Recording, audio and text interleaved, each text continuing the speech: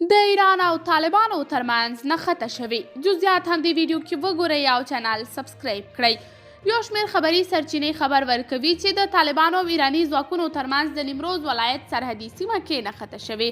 جزئیات دا دي چې لومړی ایراني لاریون کوونکو د هغه موټرونو ښیښې ماتې کړې چې افغانستان ته یې تیل او ګاز واردول.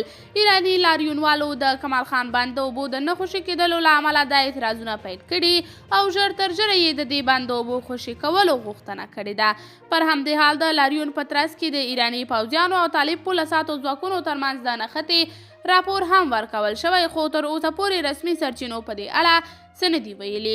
د کمال خان بند تړل کېدو راهیسې ایراني سیاستوال او هغه خلکو چې له دې اوبو یې استفاده کوله له افغانستان سره مخالفین او په دې برخه کې د بیاکتنې غوښتنه کوي.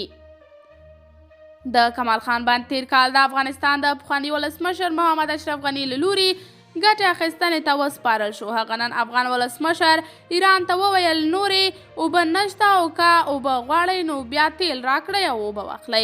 په دې وروستیو کې داسې راپورونه د ایران سفارت خپاره کړل چې د دوی هیواد ته د متقي د سفر په لړ کې دا هوکړه وشوه چې طالبان به د کمال خان بند اوبه ایران ته ورخوشي کوي، خو دا راپورونه بیا طالبانو رد کړل او ویې ویل چې د کمال خان اوبه خوشي شوې، خو د زرنګ د خلکو په غوښتنه دې ښار ته خوشي شوي دي. قدرمنو لیدونکو، تاسې د دې موضوع په هکله څه نظر لرئ؟ خپل نظریات له موږ سره په کمنټ کې شریک، ویډیو لایک او چینل سبسکرایب کړئ.